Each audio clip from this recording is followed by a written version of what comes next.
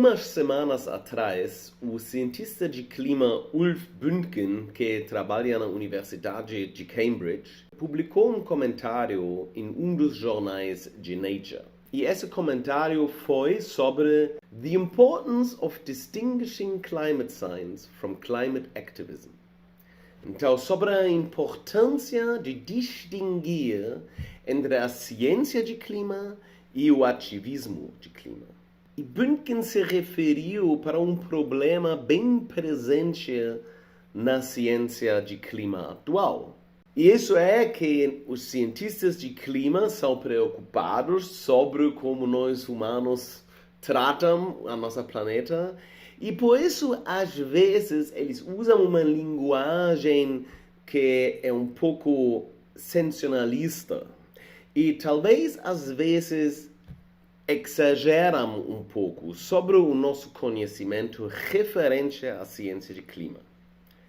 E o Nature, na verdade, tem muita culpa no problema atrás disso. E isso também é refletido no fato que eles também publicaram um comentário de 3 autores diferentes, também cientistas de clima, Challenging the Neutrality Myth in Climate Science and Activism. Desafiando o mito de neutralidade em ciências de climas e ativismo. Então, eles tentaram fazer um contraponto. Eu li os 2 comentários, eu posso dizer que os argumentos dessa partida que tenta defender ativismo dentro de ciência, pelo menos na minha opinião, é bem fraco. Na verdade, eu acho que isso é um problema muito mais fundamental do que só esses 2 artigos aqui. Nature, que é um jornal inglês, que é o jornal mais importante na ciência, juntos com um jornal americano que se chama Science, começou até a apoiar candidatos nas eleições dos Estados Unidos. Então, para essas eleições, a editora principal de Nature, Magdalena Skipper, escreveu um editorial The World Needs a US President Who Respects Evidence. O mundo precisa de um presidente dos Estados Unidos que respeita a evidência. E depois escreveu um artigo apoiando a candidata Kamala Harris, que era a candidata dos democratas. Na verdade, eu não posso saber quem ganhou essa eleição, porque a gravação acontece antes da eleição e o resultado vocês já vão conhecer. Mas o ponto aqui é o seguinte: Nature apoiou um candidato nas eleições americanas. E eu acho isso extremamente ruim e preocupante, e por isso eu digo bem-vindo a massagens cerebrais.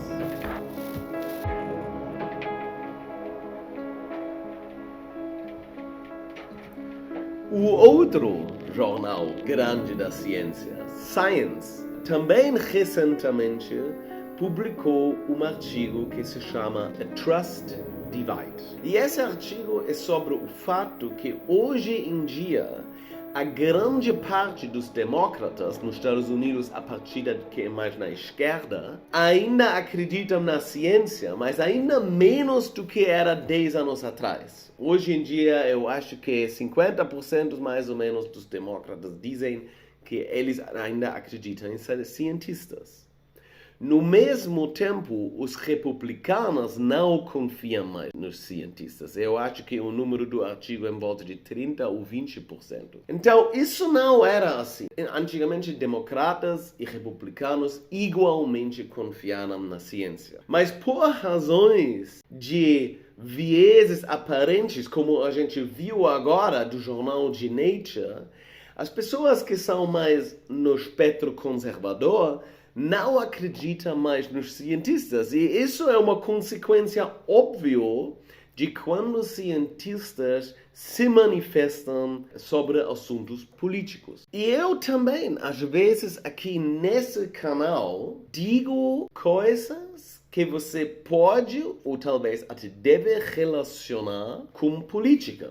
Porque política e a realidade são conectadas. Mas a política é sempre baseada em ideologia. E eu tenho um canal que eu tento fazer tão científico como possível. E quando eu falo algo sobre política, eu tento ficar científico tanto como possível. Eu sei que talvez às vezes isso é difícil. E não pegar um lado por causa de ideologia. Você pode simplesmente criticar os dois lados políticos porque eles não se comportam de uma maneira científica, sem dizer que você apoia agora um lado. Vocês têm que saber que ideologia e ciência são coisas opostas. Se você é ideológico, você tem as suas opiniões por causa de alguma coisa dentro de você que é muito forte, você quer alguma coisa, e se você é ideológico também vai ser difícil convencer você de algo diferente. Enquanto um cientista nunca deve casar com uma ideologia quando ele é científico. Isso significa que cientistas não também podem ser ideológicos? Não, eles podem.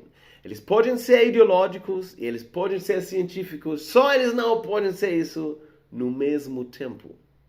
Quando um cientista se comporta de uma maneira ideológica, nesse segundo ele não é mais um cientista. Então, o que é ciência? O que é ciência boa? E isso é bem importante quando a gente fala sobre ideologia na ciência. Isso foi algo que foi desenvolvido durante o Iluminismo. Um dos meus primeiros vídeos aqui era sobre o Iluminismo. E isso, o que a gente geralmente conecta com ciência é o método científico. Isso é importante entender. Um cientista é qualquer pessoa que faz ciência, significa trabalha no laboratório, ou faz cálculos, ou não sei o que. Mas não necessariamente é um cientista bom. Para ser um cientista bom, ele deve seguir com uma certa rigorosidade o método científico. E a literatura está cheia de cientistas que têm dificuldade com isso. Na verdade, todo cientista tem dificuldade com isso. Eu fiz uma série sobre o pensamento crítico. E nessa série eu mencionei o viés do meu lado, que é um dos vieses piores que existem. E esse viés os cientistas têm também. E um cientista também é só humano. E às vezes o nosso ego é mais forte do que a nossa rigorosidade. E a gente começa a se comportar de uma maneira não tão racional. Mas isso não muda nada sobre o fato que quando essa pessoa, nesse segundo, talvez não aceita mais a evidência, ela não é mais seguindo o método científico, mas ela seria capaz, em teoria, seguir o método científico, e quando faz isso, sempre vai criar ciência boa. Então, o que é o método científico? O que a maioria das pessoas botam no centro do método científico é que ela é baseada em hipóteses falseáveis. Isso significa que quando você tem uma hipótese, na ciência, você consegue imaginar uma situação em qual é provado que você está errado. É importante que você só pode provar que você está errado. Você nunca pode provar que você está certo. Você só pode ganhar mais evidências.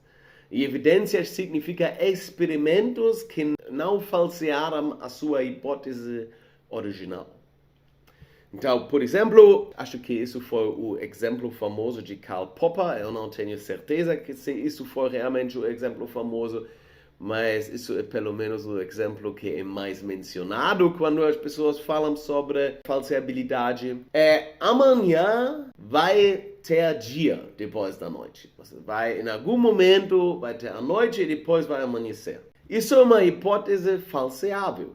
Você consegue fazer esse experimento todos os dias. Você pode ficar acordado ou acordar muito cedo e ficar aqui perto da minha casa, no arpoador, olhando para o céu e você consegue ver como o sol aparece e você sabe, ok, mais uma vez a hipótese que depois da noite chega o dia não foi mostrado errada. Ela continua a ser válida. Em comparação, na esotérica, não tem hipóteses falseáveis. Um bom exemplo é a astrologia. Né? Se você encontra alguém que adora a astrologia, essa pessoa vai dizer para você, você é qual signo? Você é leonino. Então você tem essas e essas propriedades. E se você diz, mas isso não é a minha característica, então o que é o seu ascendente? Você diz o seu ascendente, a pessoa, é por causa disso e disso. Mas se o ascendente não dá essa propriedade, a pessoa vai dizer, isso é porque se você tem essa ascendente e esse signo e tem Vênus nesse ponto na sua, quando você nasce, não sei o que é. Nesse caso, você tem essa e essa propriedade. Então, o astrólogo sempre vai achar uma razão porque a hipótese dele está certa. E uma coisa que não é falseável, uma hipótese que não é falseável, não tem nenhum valor na ciência. Ela é simplesmente não faz sentido porque você já decidiu que você está certo. Isso é algo que tem a ver com ideologia. Você já decidiu que a astrologia está certa. Então você não está aberto para testar ela. Então isso agora é mais um passo para realmente ver se essas hipóteses são falseáveis. As observações têm que ser reproduzíveis na ciência. Isso significa sistemáticas e controladas. E isso significa que qualquer pessoa pode repetir esse experimento. Qualquer pessoa pode sentar em qualquer ponto nesse mundo e ver se amanhece depois da noite. Qualquer pessoa. É absolutamente reproduzível.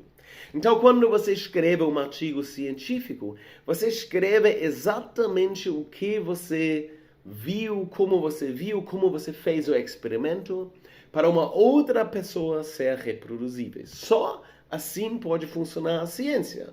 Porque senão você pode dizer, não, mas eu tinha essa experiência subjetiva e por isso a gravidade funciona diferente. Isso não é ciência. Mas isso existe também na esotérica, especificamente na religião. Quantas pessoas dizem, eu sei que Deus existe. Eu sei que a astrologia funciona. Eu sei que espíritos existem. Porque eles já conseguiram ver um espírito. Então, um ponto importante no método científico é que a experiência subjetiva não tem um valor muito grande. O fato que você conseguiu ver um espírito, para um cientista não tem muito valor, não. Na verdade, é completamente irrelevante. Só porque você conseguiu ver um espírito, isso significa que talvez nesse segundo o seu cérebro criou essa imagem. Ou fenômenos bem documentados na psicologia. Depois de algo acontecer, o seu cérebro mudou o que realmente aconteceu. Então, a gente não consegue trabalhar com experiências fortemente subjetivas. Mas a gente consegue e faz na psicologia fazer experimentos com pessoas perguntando a eles e assim a gente consegue medir coisas que têm a ver com o mundo subjetivo. Mas quando você passa por um certo nível e mas você não consegue tirar isso de mim, porque eu sinto isso. Isso não faz parte da ciência, claro que não. E no fim, o que também define o método científico são análises e deduções que são reproduzíveis e na base de lógica. Isso significa que qualquer pessoa pode reproduzir. Por isso a gente também usa a linguagem de matemática, porque ela é muito exata, então você consegue escrever coisas que assim todo mundo pode entender essa dedução, a sua análise de como você chegou do ponto inicial para o ponto final. O método científico foi desenvolvido só muito tempo. Tem um monte de pessoas que estão conectadas com isso. Por exemplo, o filósofo Karl Popper, que viveu no último século. Mas geralmente o nome que a gente conecta como método científico é Francis Bacon, da Inglaterra. Francis Bacon era um filósofo e ele começou a pensar sobre como o mundo realmente pode ser descrito de uma maneira objetiva, e ele é responsável por uma grande parte que a humanidade entendeu que principalmente é possível entender o universo. Porque vocês têm que imaginar que isso também já era algo não sempre completamente apoiado especificamente da igreja. Mas isso eu faço talvez num outro vídeo. Então, geralmente, começou com Francis Bacon. Muitos filósofos depois desenvolveram essa ideia.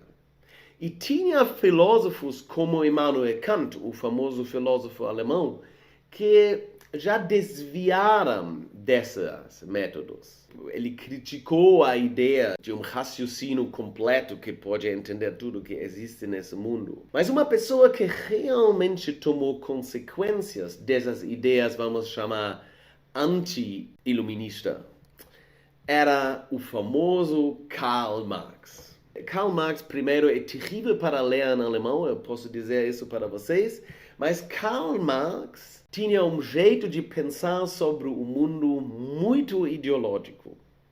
Mas ele chamou o que ele fez sempre de ciência, enquanto ele chamou o que os outros fizeram de ideologias.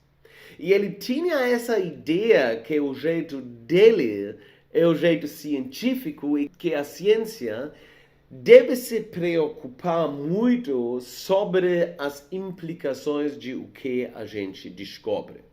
Uma aproximação que eu acho absolutamente terrível, porque a ciência traz a gente para frente.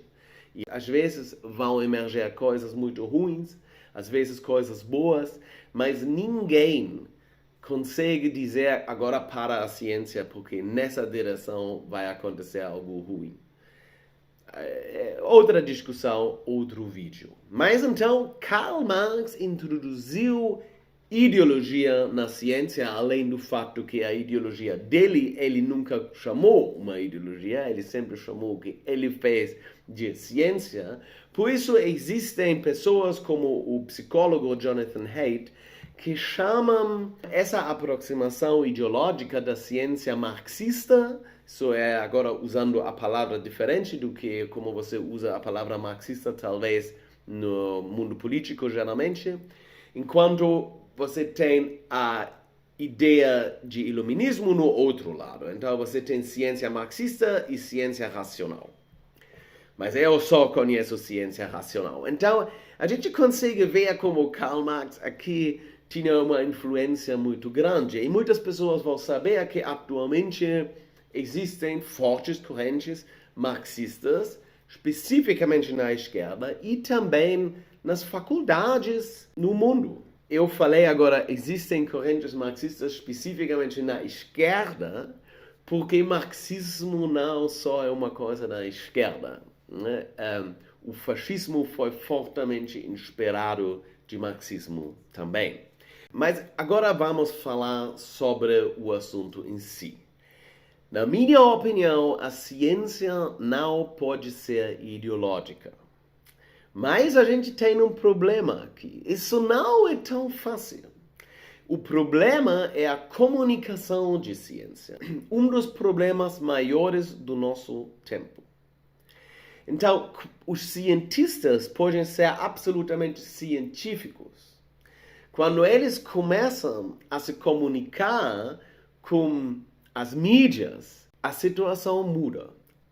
E para isso tem muitas razões. Eu vou agora voltar para o artigo de Ulf Bünken, esse comentário que eu tinha mencionado na introdução. Eu vou pegar uma citação dele.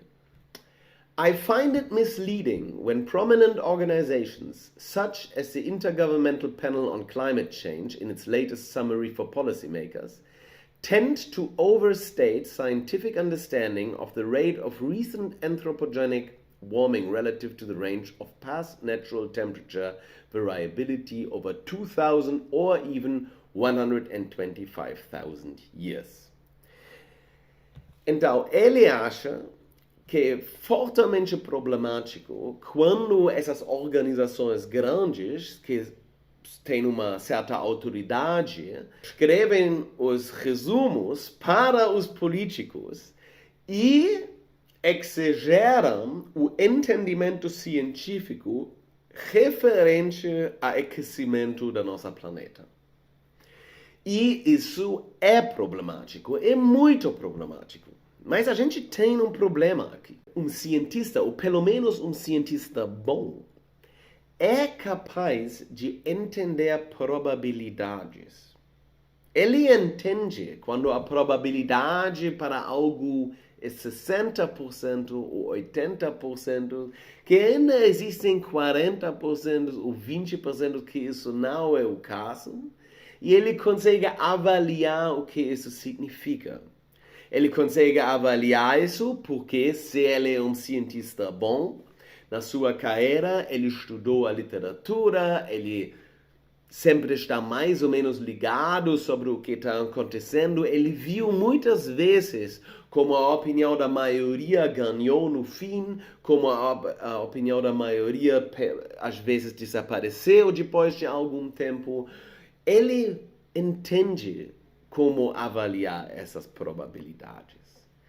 Mas a população normal não. Na ciência, a gente quantifica tudo, mas a população não tem essa educação.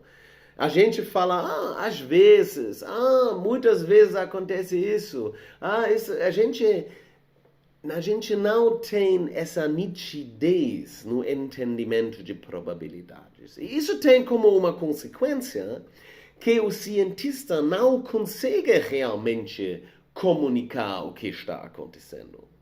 Porque se ele comunica tudo certinho, a população não entende, o jornalista não entende, porque ele vive num mundo diferente.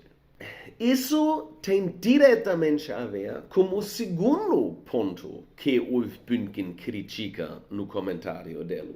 I cannot exclude that the ongoing pseudoscientific chase for record-breaking heat waves and associated hydroclimatic extremes distracts from scientifically guided international achievements of important long-term goals to reduce greenhouse gas emissions and mitigate global warming.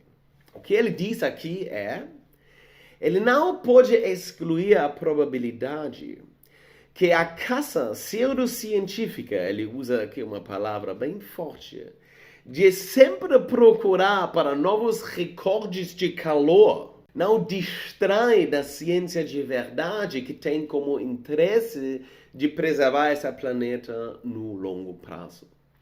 Isso é verdade, vocês sabem disso. Se vocês leem jornais, se vocês consumem mídias, vocês sabem que regularmente tem escrito algo absurdo, como isso é o dia 24 de julho mais quente nos últimos 200 anos. O dia 24 de julho mais quente nos... O que é isso? Simplesmente por razões estatísticas, vocês têm vários dias mais quentes nos últimos 100 anos. Na mídia você provavelmente deve ter 2. Eu não sei, eu não fiz esse cálculo.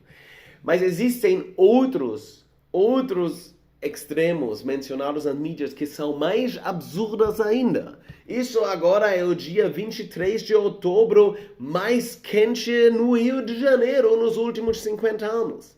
Isso são coisas absurdas que não refletem nada sobre a mudança de clima, mas essas coisas criam de fato pânico. Aqui a gente consegue ver de novo o problema.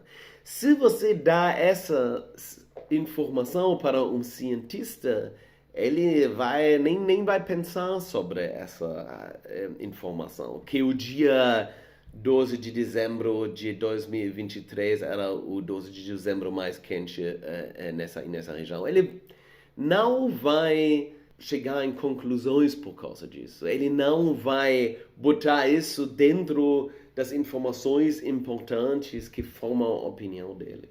Ele vai simplesmente ignorar.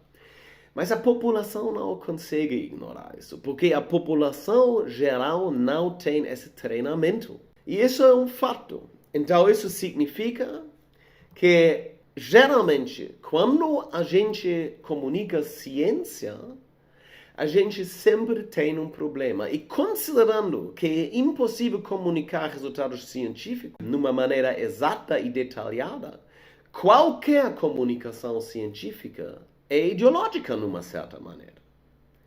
Porque você sempre vai escolher as palavras numa maneira que conscientemente ou inconscientemente vai para uma certa direção. Mas, e eu acho isso muito importante, a gente pode tentar ser menos ideológico, pelo menos. Só um pouquinho. A minha intuição é que a maioria dos cientistas de clima não são ideológicos, mas os mais barulhentos são, como sempre. E isso tem consequências graves e muito ruins para a sociedade. Eu quero mencionar um exemplo da minha terra, da Alemanha, a Letzte Generation. Isso é uma organização de adolescentes ou pessoas nos 20 hoje em dia também, que se você traduz para o português, significa última geração, last generation. Essas pessoas pensam que a nossa planeta está num estado tão ruim que eles podem ser a última geração. Nada pode ser mais distante da verdade. Na verdade, provavelmente, os nossos filhos vão ter vidas mais felizes do que a gente. Atualmente, por razões econômicas, não parece necessariamente assim, mas se a gente olha na história da humanidade, que sempre foi um pouco assim, no longo prazo, entre 1000 anos atrás e agora, cada 50 anos, a situação no mundo era melhor, com umas exceções. É absurdo pensar que o mundo vai acabar e esses caras aqui, eles fazem até ações em quais eles arriscam a saúde e a carreira deles, né? Acho que eles jogam molhos de tomate em cima de arte e dessas coisas. Eu não sei porque tem uma conexão aqui com a nossa planeta e o clima, mas para eles tem, e eles se colam ao chão para eventos, para evitar certas coisas. Eles são extremamente ideológicos e têm pouco apoio da ciência. Esse fenômeno que destrui vidas, pelo menos as vidas das pessoas que participam nisso em parte, esse fenômeno foi criado do que a gente estava falando antes. Esse fenômeno é uma consequência direta de ideologia na ciência. Então, eu estou vendo aqui um problema, eu falei bastante sobre isso agora. Eu vou pedir desculpa agora que eu não consegui publicar um vídeo na semana passada. Eu tinha problemas técnicos. E por isso também agora tem uma nova câmera, que eu acho que é muito melhor do que a câmera anterior, além do fato que agora vocês conseguem ver muito bem a minha casa aqui. Então eu vou encerrar isso aqui dizendo que se você gostou desse vídeo, por favor, assina pelo meu canal. E com isso eu digo até a próxima.